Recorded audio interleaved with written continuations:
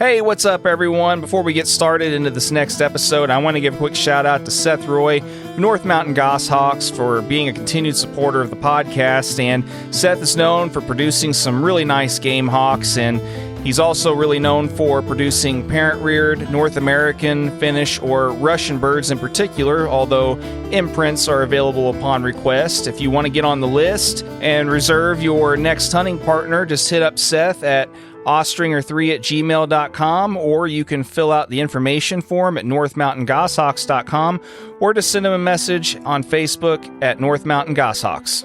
Get on that list today and tell him we sent you. Now, on to this next episode of the Falconry Chronicles podcast.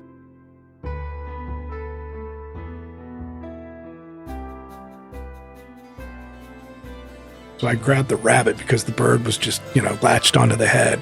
I pulled the rabbit out, and in all the mayhem, her foot slipped off the rabbit, or one foot, her right foot. And she grabbed my forearm, and she just grabbed her because, she knew it was the forearm. She knew it wasn't the rabbit. She still had that death grip on with the other foot on the rabbit.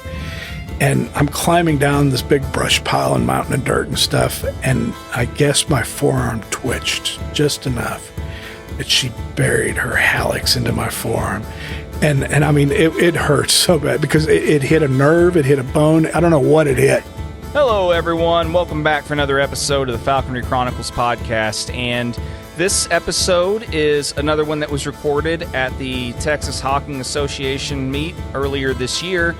I met our guest for this episode back in probably it was around 2019 or so, while he was still the president of NAFA, and amongst other things, Sheldon and I discussed some of his experiences in that regard, along with what it was like initially living in South Africa, powering through sickness at meets, different things that people can do to give back to the falconry community, and lots of other stuff. So we'll just go ahead and jump right into this conversation with Sheldon Nicolle, and hope you enjoy it. Here we go.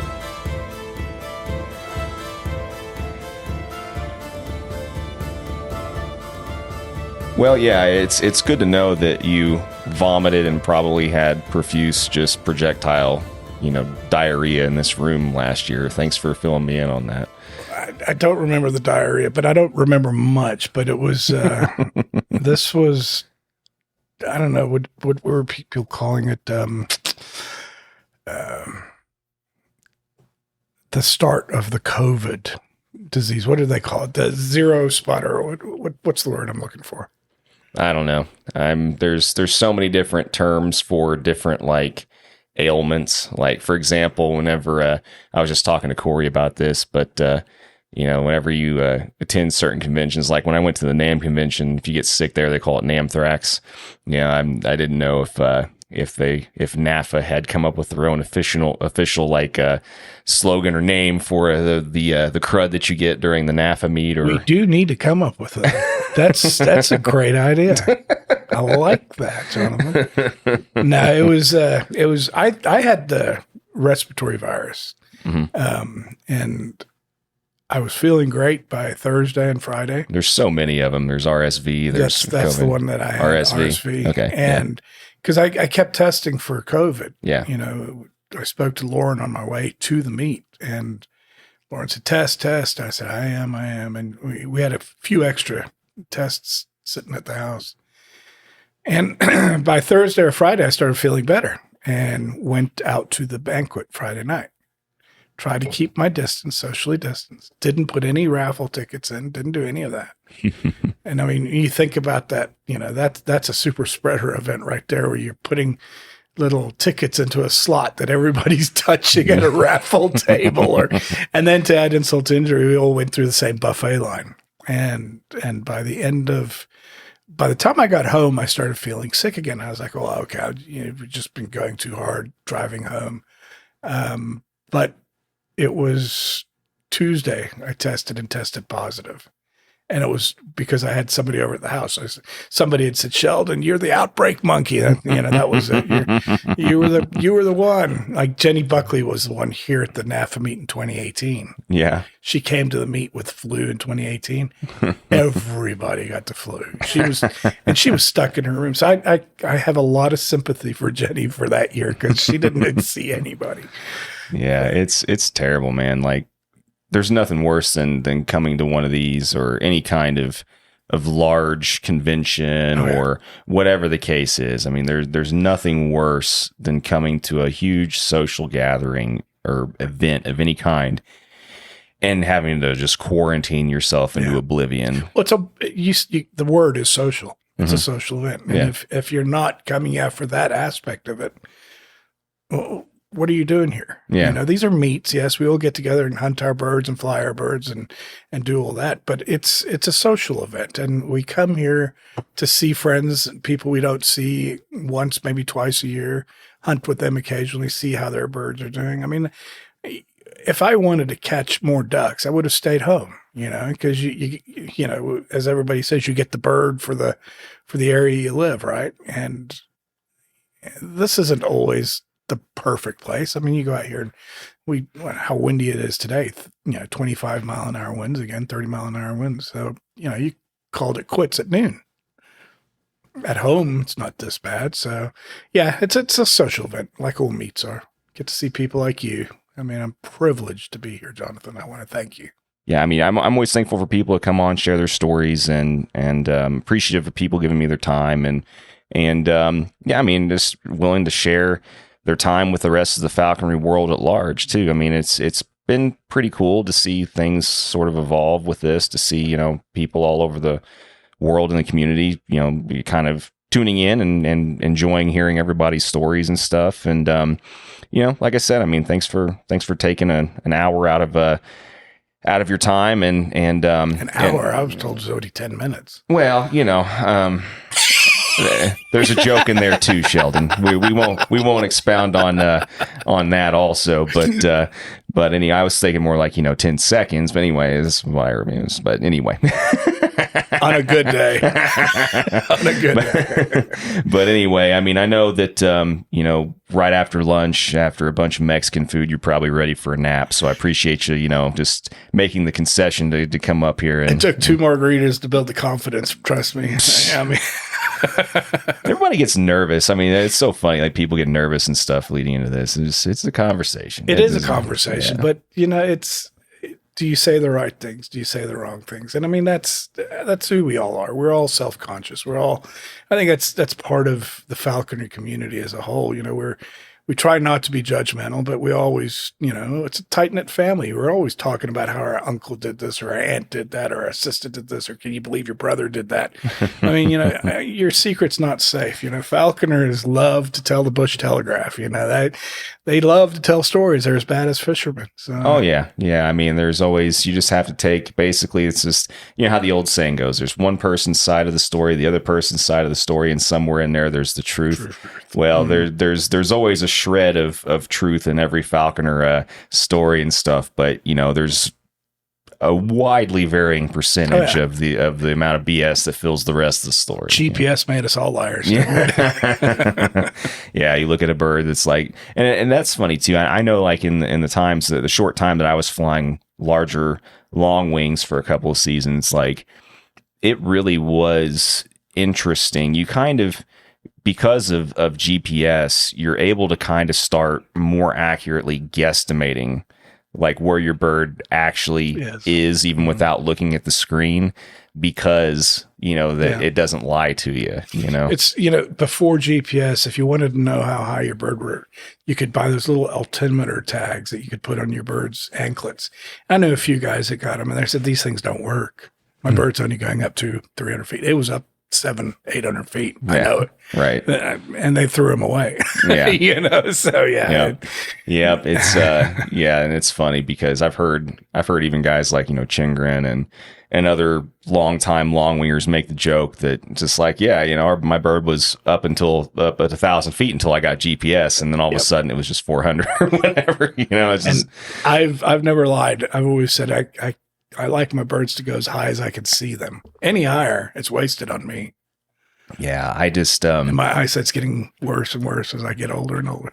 yeah, and I mean, the sun always just inevitably ends up in your eyes too. So you'll see the black dot or whatever for a little bit up and way up there, and then eventually you just lose sight of it.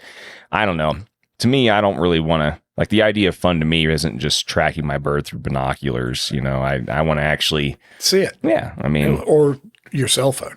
Yeah. How many people do you go out with and they got their face buried in their cell phone? Yeah. And in their defense, a lot of guys are doing that because they can't see. And a lot of guys' falconry careers have been extended by a decade or more because they can use, their cell phone to the extent that they are.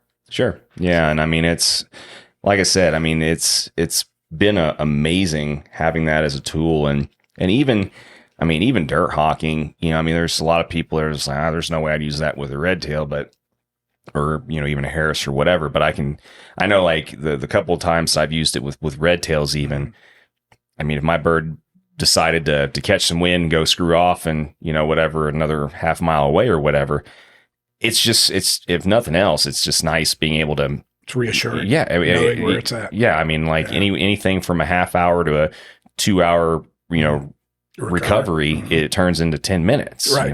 You can go drive right up to it, call it right back down, and then be on your way. Well, today we had to break out an old receiver just to figure out where a bird went because the GPS wasn't working right. Well, it turns out the bird was just down and over a hill, and he had a very unique scenario where we had two systems set up on the same frequency. You don't see that very often. So you've got frequencies for the transmitter, but you also have a system frequency. Right. So when we turned on one guy's his pocket link, and it connected to his transmitter, the other guy who was 5 miles away looking for his bird ended right back up. It said, "My bird's back at your pond." We're like, "What happened?" He goes, "I don't know. My GPS is freaking out at me." Comes to find out, because they were on the same system frequency, they could look at each other's transmitters, and all of a sudden we turned on a new transmitter, popped up on his phone, and he came running back to the pond. And then it dawned on us what was going on. Oh, it was Lloyd's GPS was turned on, and it's on the same frequency as yours. Shut it off, and he had to run 5 miles back the other way in the 30-mile-an-hour winds and hope the bird was still in the vicinity. Yeah, and that's the only thing that is a little bit confusing, especially for people that are just starting to use it and aren't using. And for some reason, there's so many people that just don't feel like watching the tutorials. And no, I'm one of them. And you're just like, good God, just watch the tutorial. Like, all your questions will be answered. I asked my 13 or 14-year-old son or 16-year-old daughter, "Can you come and help me with this iPhone?" Or this is doing. She can tell you. She'll tell you I'm always wrong, but she could probably figure out an Arrow app or whatever. Yeah, ArrowVision. Vision quicker than I could. Yeah. Yeah, no, but yeah, having the data frequency that links to your pocket link to your phone and whatever and all that kind of stuff, and then having the actual beep frequency that you change as a different setting and stuff. I mean, all that can be confusing for people that aren't used to, yeah, and especially the people that are stubborn goofballs that don't watch the tutorials. You can't see it, but I'm raising my hands. Yes. So anyway, that's our Marshall plug for the episode. It's a great tool, and love you, Robert. And yeah, Robert, Mandy, Mandy, yes, Mandy. all of you that constantly have to answer questions on the Facebook groups. Just personal recommendation to everybody: watch tutorials. If you got anything out of this podcast, watch the tutorials. Brought to you by. Yeah. But anyway, man, so I mean, what else happened this morning? Anything cool happened this morning? It was a group of a bunch of longwingers, and as is always the case, somebody's bird decided to fly off, and then we had the problem with the GPS. So everybody was put on hold until we recovered that bird. Well, there was an hour down, and we tried to fly another bird. And wait, Sandy, Jay Lemur's bird, caught a nice hen shoveler. Great flight. In 15-mile-an-hour winds. She went and parked right over the pond about 300 feet up and put on a phenomenal stoop. Killed it on a bit of a rat hunt afterwards, but that's falconry. But it was nice to see a duck being put in the bag. Jay told me it was his first game taken at a meet in 8 years. That's great. That is. I mean, to remember that. And I'm like, I don't remember the last time I took game at a meet. I was sick last year, the year before. I mean, I just come to meets to have fun. I quit keeping track of that kind of stuff because it's just something that's hard. Anyway, so we flew another bird and it decided to fly off, and then winds were 25 mile an hour, and we just checked out a few more ponds, and the ducks had already vacated the area. So we just decided to call it and go eat some Mexican food and come and visit with you, Jonathan.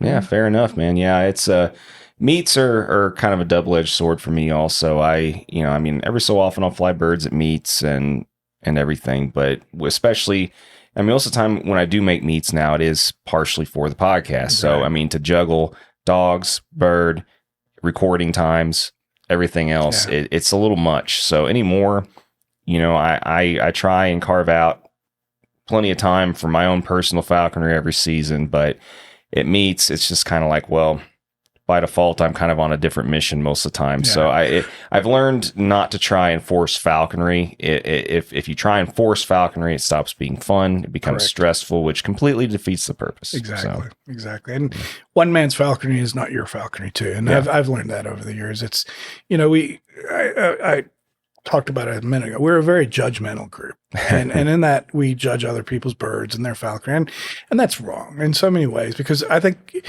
what's fun to you? I've gone out with guys where, they put their bird up, it goes 100 feet, but they've got 7 dogs out there working the ponds, and it's complete and utter mayhem. Mm-hmm. And it's so much fun. It's really disorganized mayhem, but in and itself, it's fun. And I've gone out with guys where they have one dog that sits at their knee and waits until they're given a command to go on up. The bird's 1,000 feet in the air, and they flush the dog goes in and flushes the duck, and we have a beautiful stoop and a great kill. That's his falconry, and that's what he's worked hard at doing. And I respect the hell out of people that could do that. But at the end of the day, how upset do you get when the dog doesn't do what you wanted the dog to do? How upset do you get when the bird didn't come in on a stoop, didn't commit, didn't really try, And that's what I always say. It's everybody has, they get into the sport for their own thing, having the joy and the passion for the sport, and then seeing somebody, knowing that you trained this bird, you got it to do all this, having success with the bird and what you're trying to do. That's what it's about. What makes you happy? If that's what makes you happy, like, man, I'm all for it. If going out there with 7 dogs or 10 dogs and 5 people or 7 people and flushing ponds and screaming and hooping and hollering and having birds coming from 20 different directions, or flying a cast that's fun. Sure. The wife is still mad at me for giving up dirt hawking and going to long winging because she calls it fat man falconry, and I can't argue because I've gained a lot of weight since I started flying long wings. But you lose that social aspect of it too with the long wing, because everything is so, precise. It's a chess match between you, the ducks, the sage-grouse, whatever it is that you're putting up over. I mean, but is that what makes you happy? If that's what makes you happy, man, I'm happy for you. Sure.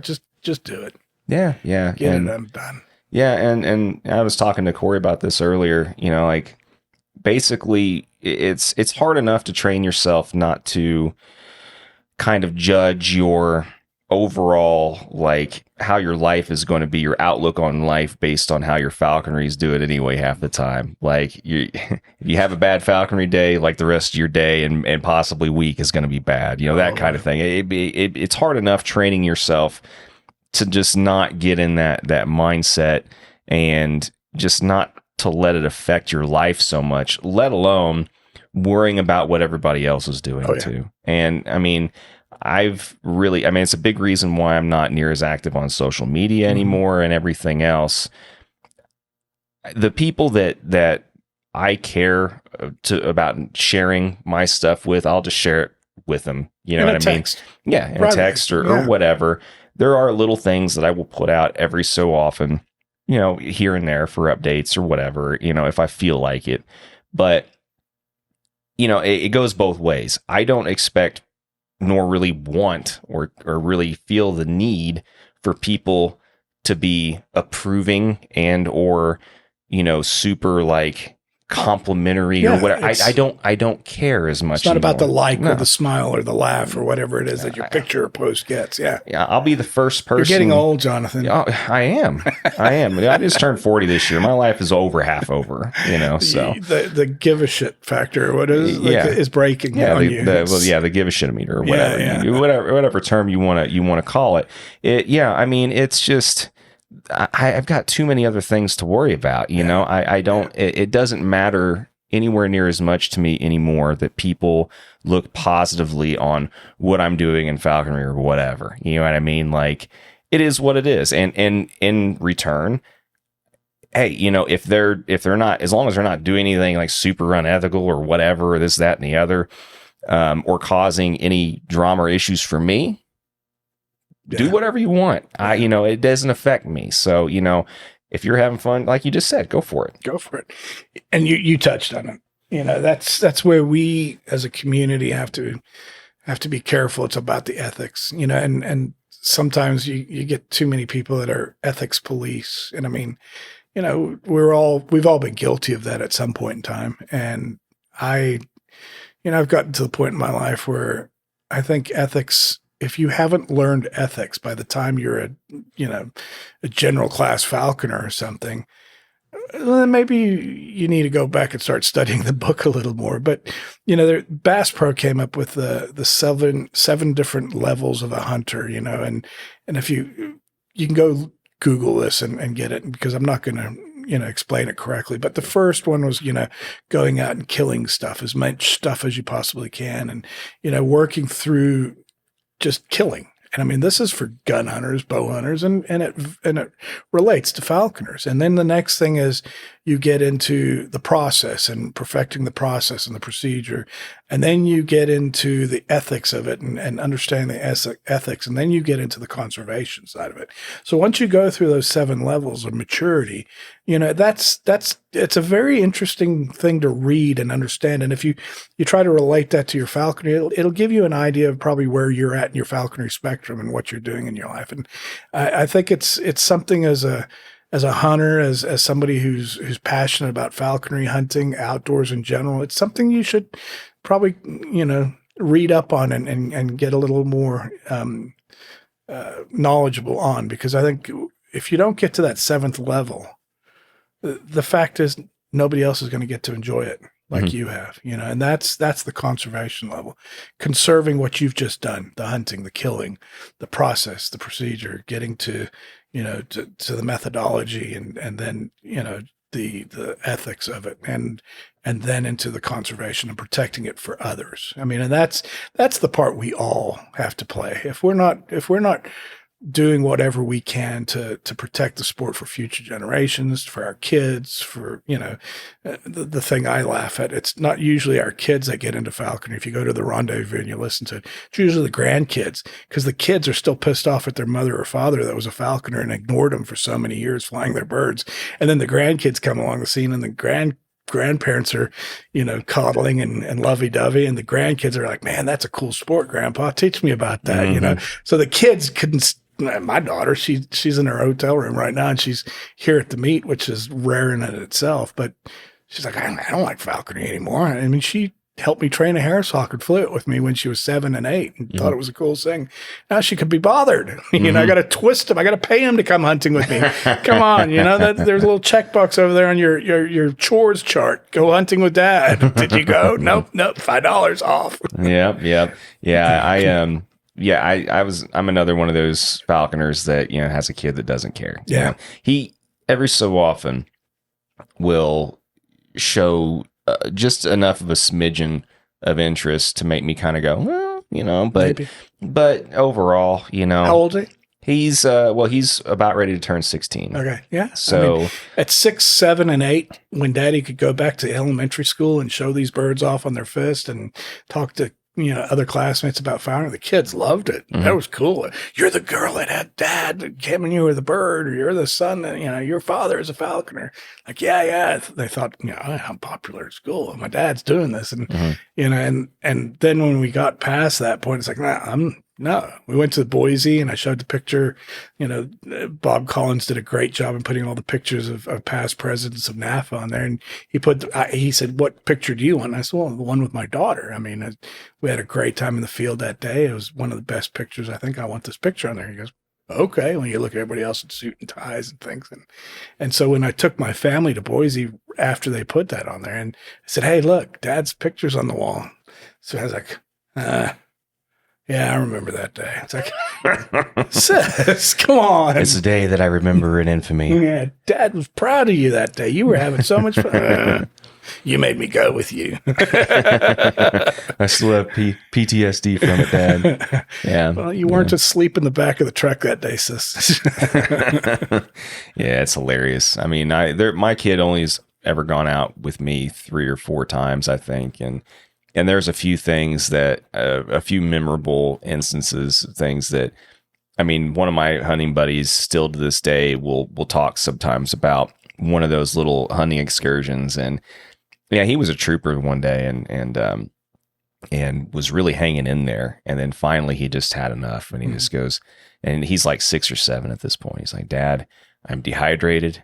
I'm hot. I want the air conditioning, and whatever. Just very matter of factly, in a very beyond his age kind mature of thing. way. my buddy Mark just started laughing. He's just like, what 6 or 7-year-old talks like that, And it just cracked him up, and he still will mention that every so often. And you have to find the silver linings and the little nuggets here and there, to remember and appreciate. And to go back to your social media comments, that's what I've used social media for over the years is what it was, I think, intended for was, a family photo album that you're willing to share. Mm-hmm. And you can share different levels of it, I guess. And there's one that keeps popping up on a reminder, and it was when my son was about 3 years old. Nice cold winter day, and I'll never forget it. We're a pond that I didn't fly very often. The pond is actually still there, but there's houses on 3 sides of it now. But we'd killed a widgeon. I mean, it was a beautiful flight. Dora, my first long wing, came down, smacked this widgeon. They'd done the widgeon dance around the pond for a few times, and she waited him out, and one decided to commit suicide. And it happened right in front of me and my son. And like I said, he was 3, and he's wearing, all his cold weather clothes. And he sees Dora down on this duck, and he's contemplating what's just happened in front of him. And you could see the wheels moving in his head. And he's always been a very, I don't want to say sensitive, but he's a sensitive kid. He's always been, he cares a lot about how people are treated and animals. And, he's very versed in that way. And he's looking at this, and he kind of disappears for a second. I'm sitting on the ground, letting her eat up on this duck. And that was back when you could let your bird eat up on a duck. And he goes and he picks up this rock, and he's standing there and he's looking at it. And I hadn't comprehended what was going on, but I took the picture, and it was one of the pictures I posted on Facebook. And then it dawned on me what he was doing after I took the picture. And he goes, Dad, Dora is hurting that duck. And he had this rock in his hand, and I think he was about to crack the falcon over the head because there was blood and everything. He said, Dad, Dora is hurting that duck. I said, Quinn, it's okay. And I had to explain to him what was going on. So yeah, funny. I've told this story a couple times, I think, but it's worth mentioning. I don't know if you ever heard it or if I ever told you. I don't think I have. But so one of the other excursions that my kid came with me on, he's also very similar in the fact that he didn't really like watching things, get killed or die or whatever, so sort of sensitive to that in a way too, but he's also accepting of the fact that nature is nature, whatever. Right. But that's a big reason why he never wanted to come out with me. I don't want to see something, get killed or whatever. And okay, whatever.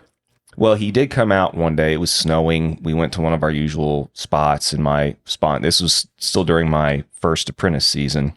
And I had, still to this day is the best red tail that I, of course, I was one of those people who was cursed with a good red tail for their first bird, Right. Measure them all against. Yeah. And, I mean, that's a whole other conversation in and of itself. But anyway, so red tail, I mean, and this rabbit jumps up and it's, hopping through the snow. Red tail comes down, bombs it, grabs it, and still hanging on to it. The rabbit's trying to burrow under the snow to get away, Right. whatever.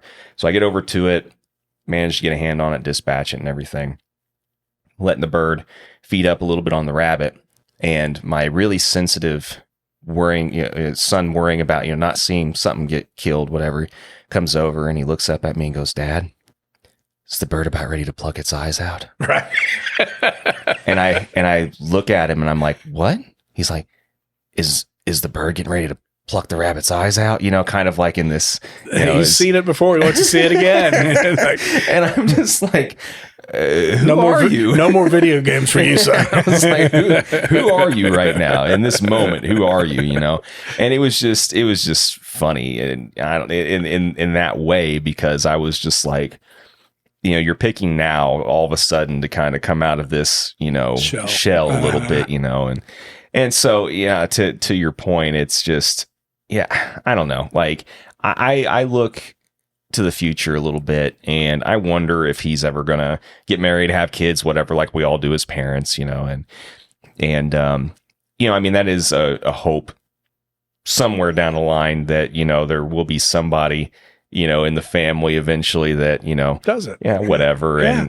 And if not, it's fine. It is what it is. But it'd be kind of funny, and I don't know, sort of karma coming back to bite him a little bit if he ever did decide to have kids and one of them wanted to come out with grandpa and learn the ropes, But That and I do see that. You see that in falconry. I remember one of the families at the rendezvous talking about that, and it was one of those that hit me square in the face. I was like, he's right. I mean, you don't see kids getting into falconry unless the kids got in first and then the parents get in after, or there's that kind of a connection. Seen that plenty of times too. Yeah, a lot. But usually mommy or daddy gets into it. The children don't, because, they get to see it. They get to do it at home. They get to experience it. They might not have the same passion, but everybody's got their own passions. And I mean, I get that. And usually kids are going to rebel against their parents in any way, form, and fashion they can.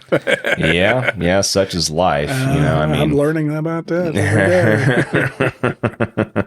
Yeah. It's, watching the maturation process of kids, especially the ones that grow up with falconry and stuff, it's like, I mean, I don't know.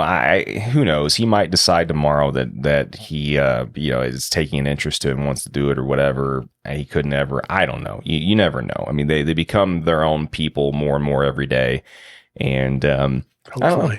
I mean, I'm so far I'm pretty happy with the path that he's on, and you can't really complain otherwise. But it's trials and tribulations of every family, I guess. But yeah. So and kind of going back a little bit, I mean, you sort of we've kind of briefly mentioned NAFA and all the things that kind of come with I don't know, like coming to these meets and everything. And you briefly mentioned being a past NAFA president and things like that. I mean, one thing I did want to talk about a little bit during this conversation, though, and one thing that, the people that have served as volunteer, in some kind of volunteer capacity as whatever role for, whether it be national club, state club, whatever, I always like talking to people about their experiences with that, some just simply because,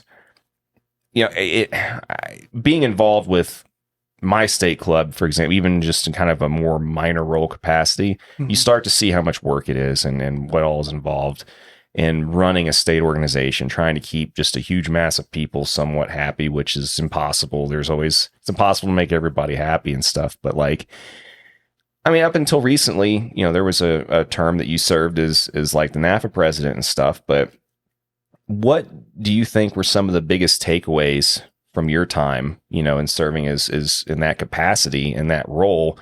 I mean, everybody's got trials and tribulations and stuff, and everybody has things they have to work through in those kind of capacities. But what were some of your biggest takeaways in the time that you served during that term? I guess the biggest takeaway is the amount of good people that make up our membership.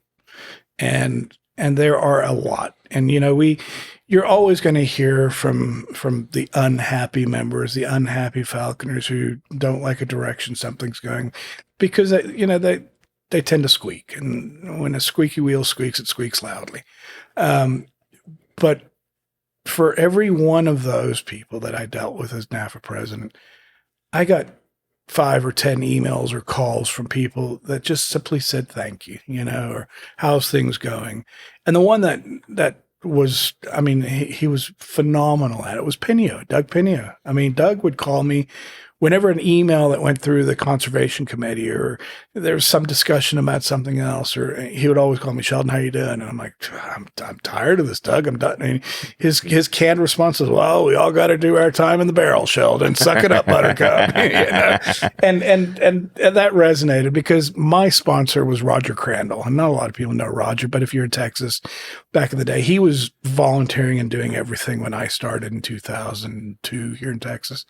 I did falconry back in Africa in the 90s and came to the U.S. and says, regulations are too much, and waited until the time was right. And then I got back into it because my wife said, you need to go do this. And we were scuba diving, and I said, okay. Well, Roger said, Sheldon, if you like falconry, you got to give back. Just remember that. And there was another guy, God rest his soul, Mark Ellett, who said the same thing to me. And at my first meet, sucked me in to do the raffle and helped and do all that stuff. And so it just kind of, it's stuck in my head. If you like something, you always give back. You do what you can to make it better, and that got me into THA and doing websites, and then THA VP, and for 5 or 6 years, and then I burned out at that point and took a little break, and then helped out with some software stuff with NAFA for the membership database and websites and things like that, and kind of got sucked into other positions and helping with brochures. And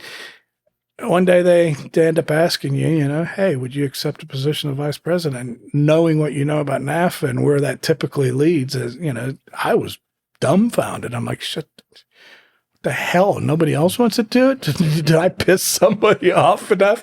And, you go back 20 years, I know I pissed off other directors. And, the one that comes to mind was Lance Christensen. Loved the guy to death. But, NAFA was going through some tumultuous times. There were a lot of things going on in the falconry community. And I called Lance to ask him a question about something. And his first question to me was, before I take the time to answer that question, Sheldon, is falconry a right or a privilege? How are you going to answer that? And I said, well, Lance, I hadn't really given it a lot of thought at this point in time. He goes, well, maybe you should. And I said, okay, well, driver's licenses are a privilege. You get to drive on the road because we have a license. It's a privilege. It can be taken away from you. We have to have a falconry license. So understanding that we have to have a license to do it, I would say it's probably a privilege. I've never really given a lot of thought. This, just a couple of years of being a falconer, in 4 or 5 years maybe. And Lance goes, okay, that's a good enough answer. What's the problem? What's your question? And, we went down another bunny hole. But it was those moments of introspection where it says, okay, well, falconry is a privilege. So if it's a privilege, that's something that can be taken away from you at any given point in time.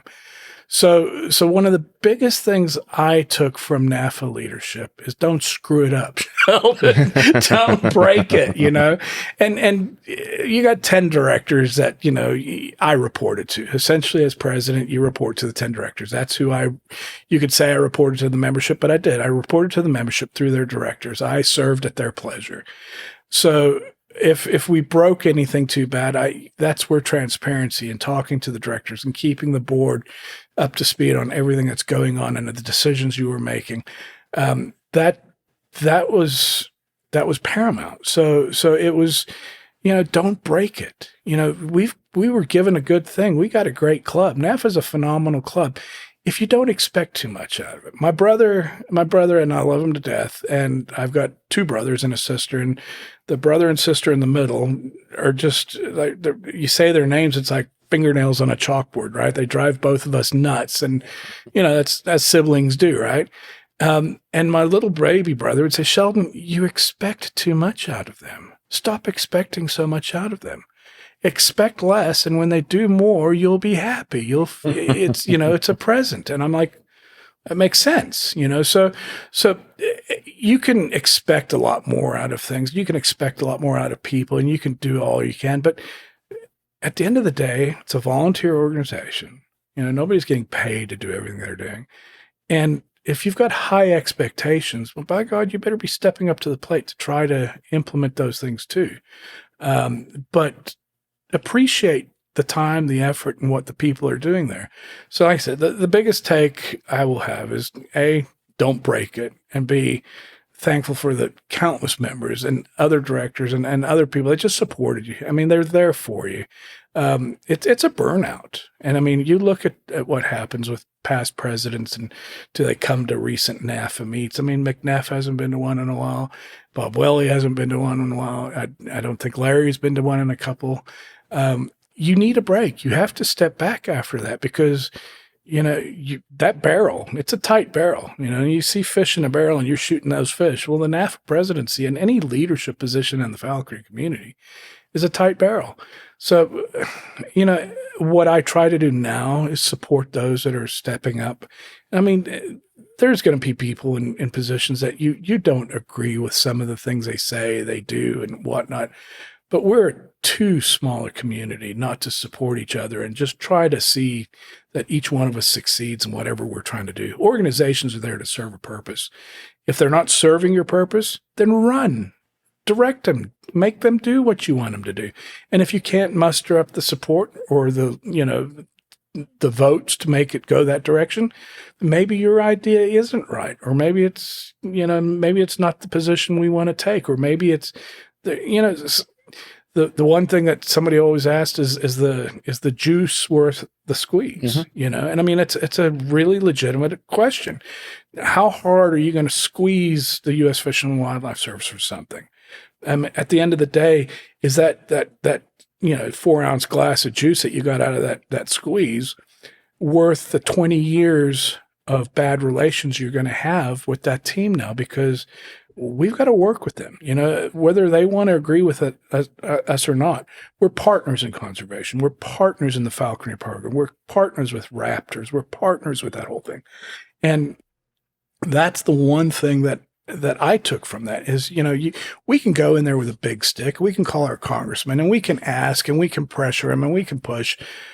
But what does that do to your relationship with them for the long term? And, that's the question you always have to ask yourself. These state agencies aren't out to get us. The federal agency isn't out to get us.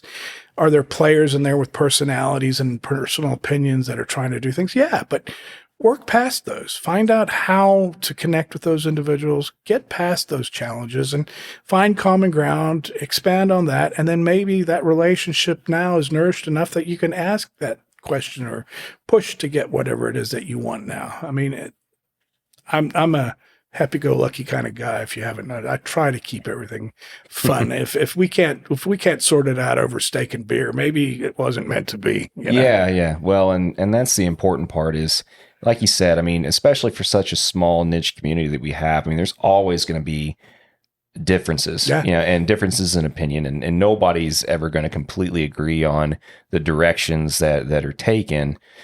But at the end of the day, you have to at least come together, and even if you don't like each other, have some kind of some kind of dispute or whatever. It's respect. Yeah. I mean, you still got to have, basically at the end of the day, say, okay, agree to disagree and at least be amicable. Right. I mean, and, respect your fellow man. And my mom was, 25 years ago, she passed away. So one of the things she taught me, and I can hear her saying it in my head daily, Sheldon, you're going to grow up and you're going to work with people that you do not like. They're going to rub you the wrong way. They're not going to like you. You're not going to like them, but you need to learn to work with them, because if you can't, nothing's going to get done. And it was one of those things that, when I was on a support team back in another career in IT world, I became kind of like the team lead because I was the only one that actually got along with our team lead. Nobody else could get along with this one, but I was the only one. So I played on that, and I just tried to make as good of friends with her as I could. And then you try to play the middleman, and you try to make, try to get the sides to agree on things. And that's always a challenge for some people. But to me, I kind of like it. Do I have opinions? Yeah. Do I have strong opinions? Heck yeah. Am I opinionated? Always. Do I get upset? Yes, I'm human. But at the end of the day, I've got thick skin. You're not going to hurt my feelings. Tell me what you think, and let's try to figure out a way to get to your side or my side and see whose side's wrong. I don't have all the answers. I've never had all the answers. There were decisions in NAFA that were made that to this day I regret. There were decisions that, or things that we didn't do that I wish we had done, but it was an experience. It was a growing experience. We're human. It was fun. It was a privilege. If there's one piece of advice I can get to anybody listening, and you enjoy falconry, give back to the sport. Find a way. If it's within the state leadership, volunteer, do that. Even if it's not in the leadership, volunteer to do the raffle. If it's not that, go volunteer to, go to a school, help with some outreach event, Ducks Unlimited, Delta Waterfowl. The more partners we have, and that was one of the things I like to do with NAFA was those letters of understanding, with other groups, LOCs, and we did it with Dallas Safari Club. We did it with Delta Waterfowl. We were doing it with Ducks Unlimited. It's to get those things out there and communicate what falconry is. It's a hunting sport, first and foremost. And if we're not hunting, well, it's not falconry in my opinion, but there's that's a whole nother podcast about what falconry is. Yeah. I mean, I had a very good friend tell me, there are a lot of things falconry related that is not falconry. It's falconry related, but it's not falconry. And that's the opinion we took on some of those things. And you have to, because there's a lot of thing that's commercial, that's falconry related, but it's not falconry, And when you start crossing those lines, that's when it gets muddy and people's opinions and their personality, their feelings get hurt. Because if it's falconry related and you're doing it for profit, it's not falconry always, but you're using falconry techniques. That's why they call it falconry-based bird abatement, which I do. I mean, there's education, there's falconry schools, there's all these things. They're falconry related, but falconry in its traditional sense is hunting a trained raptor, taking quarry in its natural or habitat, so that's what falconry is. And then if you're just throwing pigeons, you're using falconry techniques. It's falconry because you're using falconry technique, but it's not traditional falconry. And I don't poo-poo you. You might not have enough game. There might be other factors that are coming into play. And I've got a little Tiercel that, he refuses any duck bigger than a teal. And so he gets a lot of pigeons, and those are some awesome flights, And if a dove pops up in front of him, he's after those. Those are great too. But, so there's, again, I'm getting into it about judgment, right? We're judging what is falconry, what is one man's falconry, and what it isn't. It's have fun. Don't judge somebody for having fun, Yeah. Keep your animals healthy. The old paradigm, and this goes back to some of the leadership at the Peregrine Fund and the archives, is, falconry, it's like a pyramid. At the very top of the pyramid. And I think this was Kent Carney who might have come up with it. Might have been somebody else that he was parroting, but it was, falconry requires the bird of prey. So the bird has to be at the top. You take care of the bird and you do whatever you can to ensure that we have raptors for the future. Then you can have falconers because, underneath the bird of prey, you've got falconry. The very last step in that thing is the falconer. So you've got to have the birds, you got to have the sport of falconry, then you have the falconer. So we're at the bottom of that totem pole. So when it comes to, doing stuff with your state club, doing stuff with NAFA, always understand that paradigm. If you're doing whatever you can for the raptors, ensuring the sport of falconry, then taking care of the falconer, I think that's the hierarchy. Yeah. And it's always it all goes back to that whole like balancing act type of thing. And just remembering the roots of what you're doing. And once again, that it's supposed to be a fun thing, it's not supposed to be work and it is what it is. I mean, but it's always easy whenever you have something that a group of people, even a small group of people, are all passionate about. Passion sometimes leads to hate. Hate leads to anger. Well, whatever the don't forget about the word envy. Yeah, but Envy's a big thing in there, and we're all passionate about it. And some of us envy the other person for having better fields, better birds, better falconry. Yeah, there's that too. And then it goes. But you know what? Are you taking care of your bird? Mm-hmm. Yeah. Are your birds of good feather? Yeah.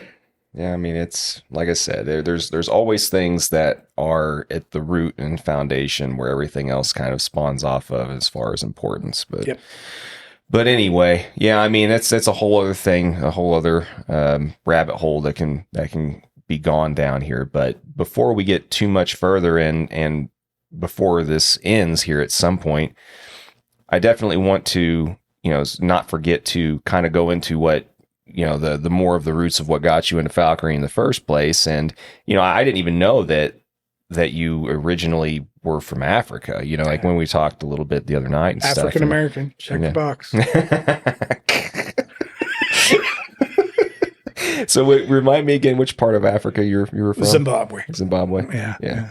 And you were how old whenever you came to the States? And why? 9.5, almost 10. We came on vacation. Oh, yeah? And it was right at about the time the government was going through a lot of change, going from single party leadership to, one man, one vote. A lot of things were going through Africa at that time. We were here on vacation. They had Lancaster House agreements in England. The heir apparent who was going to take over Zimbabwe was Robert Mugabe. And Mugabe was a sworn socialist. He was going to socialize everything, every facet of the country, from the farms, which my dad was a big farmer, to business and industry, and repatriate everything, and kick the colonialists out. That was in 1980 when he took over. We were here still on vacation. Mom and Dad got a working visa because my grandfather and my dad got together and said, "Listen, we've got family in South Africa, which could turn at any moment. We have family in Australia.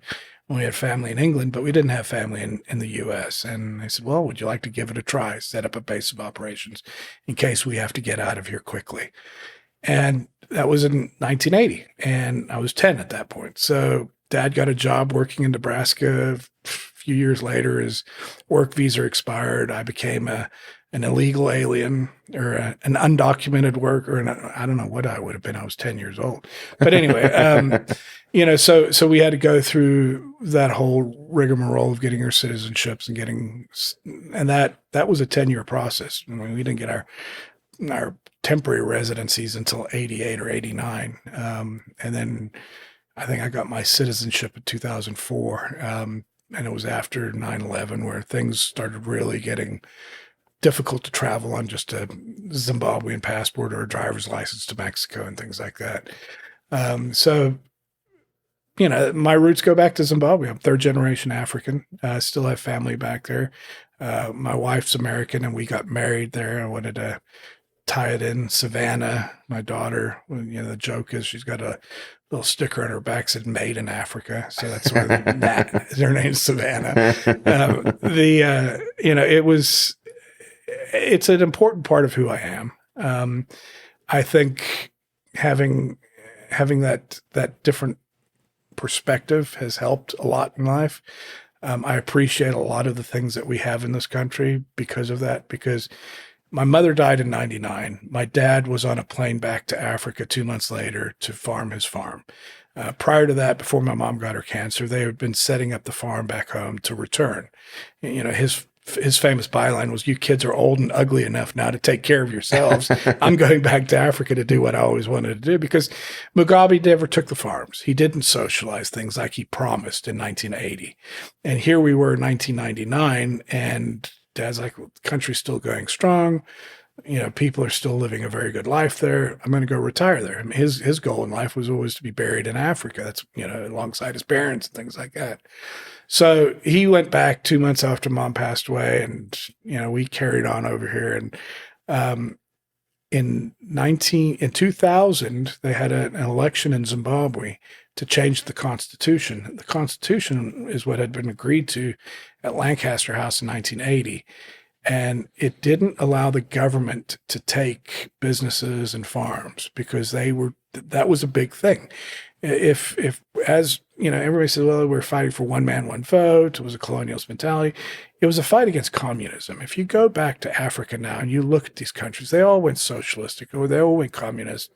You go there today, China has compounds and cities in Zimbabwe and Zambia and whatnot. And I mean, they're raping these countries blind for their minerals and everything else there. And China and Russia, to a certain extent, have moved in throughout the continent of Africa. It's sad to see what's going on. But Mugabe tried to get the Constitution changed, and the election was voted down. And he got really upset, and he said, that's enough. We're not going to let you, because he saw this new political party that had come up called MDC. A very good friend of mine was running this thing. And they were not going to let Mugabe and his cronies take these farms because, you know, you fast forward from 1980 to 1999 or 2000, 20 years, a lot of the farms weren't just in whites' hands. They had gone into a lot of black families and a lot of people that had worked hard to get to the point where they're at.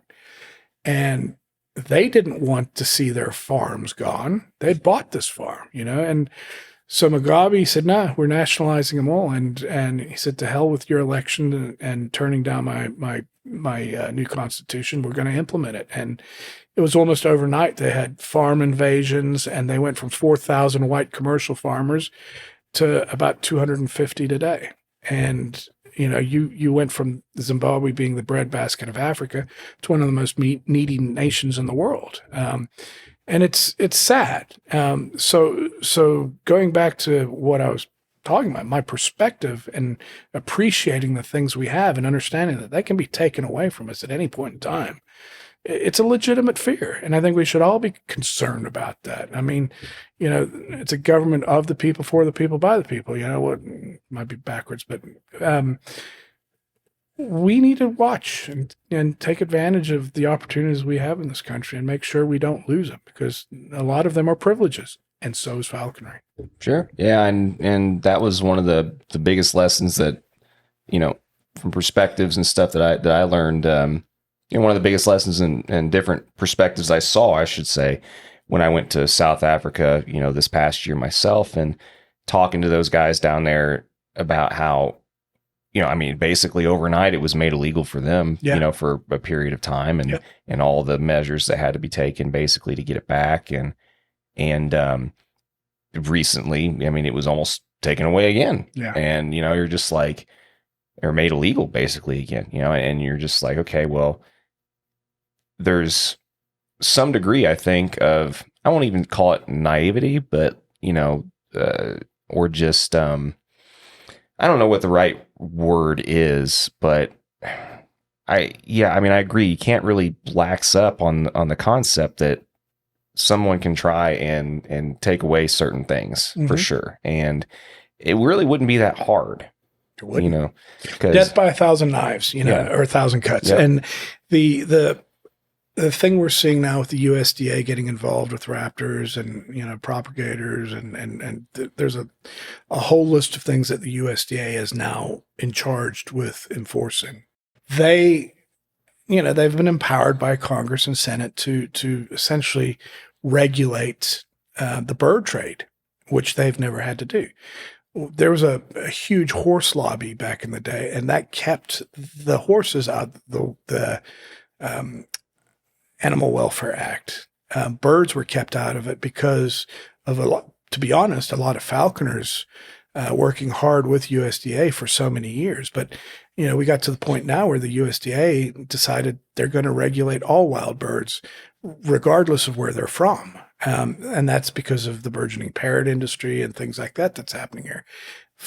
Birds of prey are being caught in the middle of that. So that's where being a falconer and falconry actually protects you, because if you read back through those USDA regulations, anything falconry related was excluded. Abatement, falconry related. Raptor propagation, if it's for falconry, excluded. Anything else that was pet industry, trading or commercial in aspect, or just keeping raptors. Because, there's cases where people have bought Lanner falcons and Barbary falcons and Sakers, and they're not falconers. They don't have a license. Somebody sold them a bird because they wanted the money. Mm-hmm. And there's no regulations that keep them from doing that. In the state of Texas, if you go hunt that bird, that's falconry, and then you have to have a falconry license. But you could keep those birds all day long in your backyard if you wanted. And, sure. And there was nobody that provided any oversight or, regulations for their care and well-being. Well, USDA, I guess, took it upon themselves that they had to do that after multiple lawsuits from PETA and other groups like that and their surrogates. So that's where we're at with that. I mean, death by 1,000 cuts. Sure. That's what's going to happen. We have to be vigilant, and we have to be careful with each and every regulation that comes down the pike. Yeah. Because it could be as simple as tethering. Mm-hmm. It could be as simple as facilities. And it's already popped up in other countries like the UK and stuff. They're already trying to fight the same thing. Yeah. I mean, go ask the dog breeders. Go ask sporting dog guys. I mean, those are the things that they've got a powerful lobby. I wish we had a lobby like the sporting dogs. Mm-hmm. You can take your dog from Texas all the way up to North Dakota or Colorado and not have to get, certain health certificates. Mm-hmm. But you take a raptor, you got to have a health certificate. Just ask a few people that recently understood that in North Dakota. I mean, we have got to be better as an organization, as a people, as a community on watching those types of rules, those type of things, and looking for examples in the community like the sporting dogs, and try to figure out ways and regulations around those, what I call regulations that are just silly. I mean, they serve no purpose. Why do we have to have, an APHIS certified veterinarian do an inspection? And I mean, it's easier, honest to God, Martin Glantz can attest to this. It's easier to bring your bird in from Canada to South Dakota or Colorado or Texas than it is for me in Texas to take my bird to Colorado or North Dakota. Mm-hmm. Crazy. Yeah. I mean, like I said, you're speaking, I'm preaching to the choir on that. I mean, that's another reason why I think it's going to be cool to become part of a wider podcast network with some of these other houndsman guys and everything else that currently are fighting some of those battles. Yep. I mean, in Colorado, especially right now, and other places. And there's always going to be people that will try and propose legislation that, for whatever reason, I mean, or as misguided as it could potentially be, that and doesn't make any sense. But I mean, we have to be able to figure out a way to continue to have a voice and be on top of it, or else, you just never know. But and as a community, we're always cognizant of take regulations, passage peregrine. I mean, here in Texas, that's a big deal with the beach. In my time with NAFA, I got involved with some of the eagle stuff, because in my opinion, that was all low-hanging fruit. Those guys had done yeoman's work in getting a lot of the eagle regulations that we had up front and ready and teed up, if you will. But what I learned, sadly, in some of those flyaway council meetings and dealing with these state agencies is they don't all have the same relationships. And that is something that if anybody listening from this can take at their state level, is go to your falconry coordinator, find out who your non-game technical, flyaway council representative is, because they're the ones that hold the purse strings when it comes to falconry and peregrine take. And as things progress, I think the flyaway councils and those non-game sects are going to start playing a bigger role in falconry. And it behooves us to have, relationships with those people. Teach them what falconry is. Teach them what normalization. This is the challenge we have today with passage peregrine normalization. A lot of states don't know what normalization means. They think it's going to be like the wild, wild west. And so they're pushing or pressuring the Fish and Wildlife Service to, and this is under my time, to not offer those alternatives. I don't know where we're at exactly today, but I know, Martin and a few others have been working tirelessly, and some guys here in Texas too, on pushing that narrative and that needle to normalize passage peregrine take. But there's so many states, and there are a lot of falconers in those states, and their state agency doesn't know anything about this. And normalization just means that the feds get out of the way and let the states come up with their own regulations. Let the states limit take. Let the states set take whether it be periods, they could change the dates. They could go from, September 20th to October 20th currently to, year-round take. Sure. I mean, if you don't have a native peregrine population to concern yourself with, why not open it up to year-round take? If there's a peregrine flying through and, you're flying your drone and you got a peregrine that's messing with your bird, trap it. Yeah. I'm sure you could transfer it to a friend if you don't want to fly. But again, why do we have regulations for a recovered species? And Sure. it's because a lot of people have made careers managing that population. But it's mainly because a lot of these state agencies aren't up to speed with what we do and the regulations that are involved. And at the Flyway Council meeting, one perfect example, and I won't say the state, Idaho, their guy said, when we were pushing for more eagle, for relaxing some of the eagle regulations and this whole eagle take allocation process and all that, he said, wouldn't it be easier to just shoot these depredating eagles instead of giving them to falconers? and the answer in the room was yes, it'd be much easier, but would it be right? Right. And then the second question was, because we had the assistant director of the U.S. Fish and Wildlife Service, Jerome Ford, say, listen, these guys are here from NAFA, the falconry community, to help you with this. If you've got any questions, you have any concerns, they're here. They're the experts on this stuff. They're telling me what my regulations mean. And he sat back in his chair and he said, I would rather not have any falconers involved in the sausage making. That's our job. And to me, that just spoke of not having a relationship at the state level with the people that are in these positions. Yeah. And that's on the falconers there. They need to have those relationships. They need to establish them. They need to invite them to their state club meets. They need to invite them out in the field. Go do the boots on the ground at the Parks and Wildlife Center or the state capitol. Work on something together. Get involved with the Sportsman's Caucus at the local level. These relationships are what secures it for us for future generations and ensures it going forward. Sure. I mean, you can have the best president you've ever had. You can have the best directors you've ever had. But if you don't have those relationships at the local level, I'm sorry, it's all for naught. I mean, that's where it starts and that's where it ends. All politics are local. Yeah. And I know everything starts at a local level and then just kind of bubbles out from there. That's the old saying of, if you don't necessarily look at making an impact on the world, just on your street, and start there. Start small. But anyway, I mean, there's a lot of good stuff that's been discussed, I think, and you've already given, your overall piece of advice. I mean, and which is a good one, and because I mean, everybody should find a way.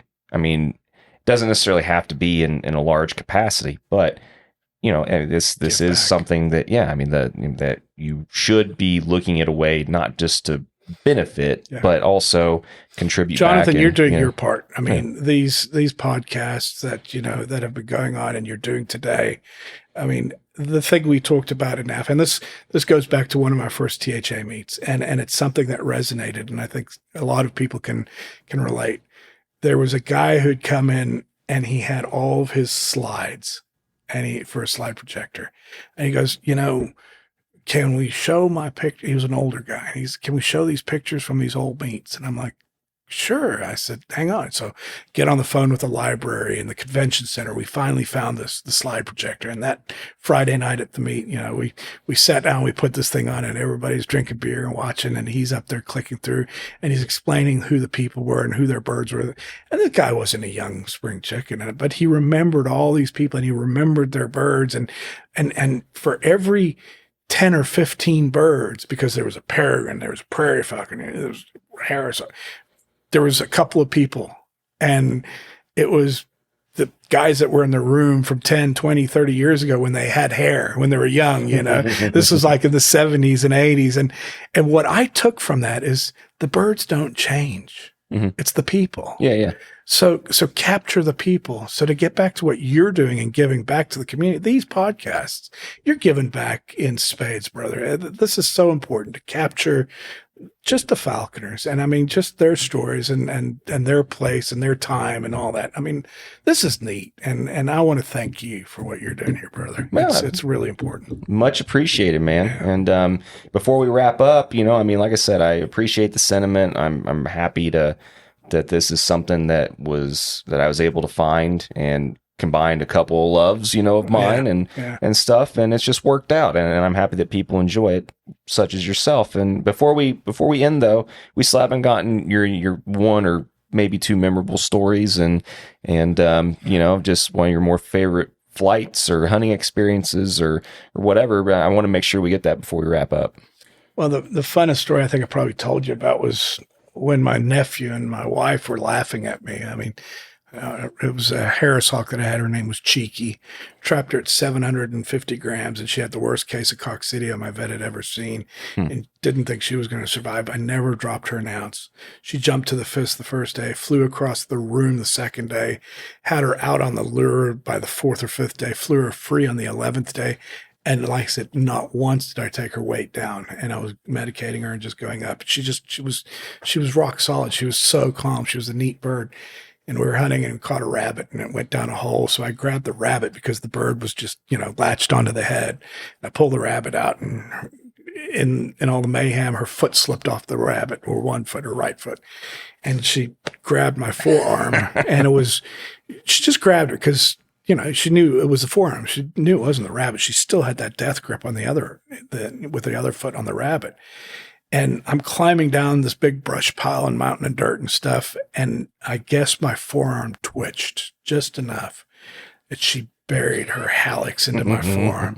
And I mean, it hurt so bad because it hit a nerve, it hit a bone. I don't know what it hit, but it dropped me to my knees, and I couldn't pull it out. I mean, I was like, I was in so much pain, and I think that she might have handcuffed my other hand or something. I couldn't do it. And I'll never forget, Larissa, my wife, is over there, and she's just laughing away.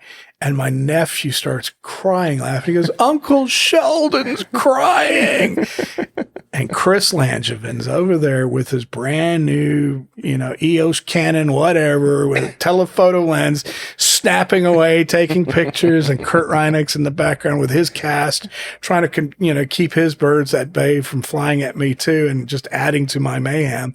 And he's like, "Damn it, Chris, put your camera down and go help Sheldon." So that was one of the fun. I mean, I think I cried that day. And it's just one of those stories. There's a gazillion stories of, guys falling in ponds and things like that. And I mean, one of the best flights was a recent flight a couple of years ago with a Passage Peregrine where she killed two ringnecks in a single stoop.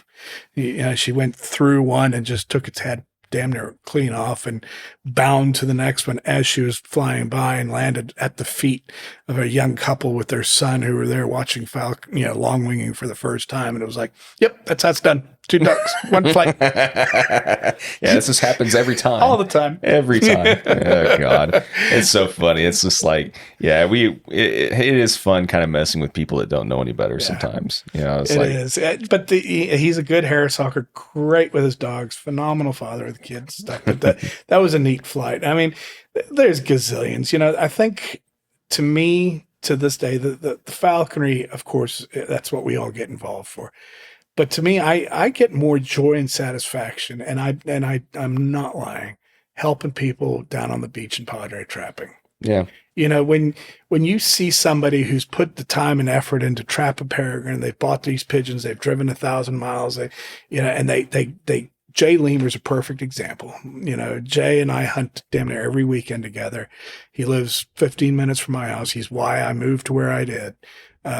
But Jay got his bird in 2018 or 2019, Sandy. And, this is a grown man in his late 50s grabbing this peregrine, and he was shaking. He was so happy. And he needed help putting the hood on and the ABBA on because he was just shaking, and he was so excited. And I've got pictures of guys who are laying on the beach, hugging these birds. And, just the unfettered joy, the excitement of getting that bird and getting to take it home. I really, really just I live for that stuff on the beach. I love Padre. I'm going to retire there one day. I think buy a boat and just go. And you guys can come find me in October and sky fish with me all day long. But it's just a fun place. And I think so trapping a Harris hawk, trapping a red tail. I mean, those are fun times. That's the envy of the world. What we were getting to do with trapping birds out of the wild, but just understanding, how much time and effort went into getting that bird, whether it's studying for tests and building views, building equipment, buying equipment, whatever the case may be. It's such a relaxing time for the person, and I go down there without a permit. And I'm going to tell you right now, Jonathan, come down there one year. I invite you to Padre. It's still on the list. Come down there and let's go trapping. Let's shoot a podcast out there on the beach or do something down there. Yeah, it'd be great. And just watch. Don't have a permit. Don't put in. Come down without a permit. Come down and help and toss pigeons or point out peregrines and just be that extra set of hands or extra set of eyes. And the joy you'll get out of watching these people with their new birds and then sitting there at the condo or the hotel room manning their birds and, just figuring everything out those first couple of, it's the neatest thing. Yeah. And there's some great freaking ceviche restaurants and, at the beach, and it's a beach town. We'll figure it out. It's unfortunately right now with the state of where things are at, it's kind of on the cusp of hopefully bridging the gap to where, I'll eventually have enough financial means to be able to do more of these opportunities and take advantage of all the invites that I've been getting more and more of, but yeah, I mean, ideally it would be nice for things to get normalized and not even have to have a permit, but still even be able to trap a bird and stuff too, but yeah, man, no, this has been great. I mean, it's been a fun conversation. I appreciate you, and the support and everything. And, thank you for making it easy. I try to not make it hard. I try to make it fun, but like I said, this would be a good time to go ahead and wrap then, I think. And, like I said, thanks for your input and, for also the transparency, I mean, like I said, I am appreciative of people being willing to share, some of their time and experiences and stuff and things that sometimes aren't always very easy, and so thank you again for that. And, I guess we might be able to, I don't know if we might be able to sneak in a beer or something real quick before the next one, but yeah, so. It's Don, he can wait. Yeah. All right, buddy. Thanks, John.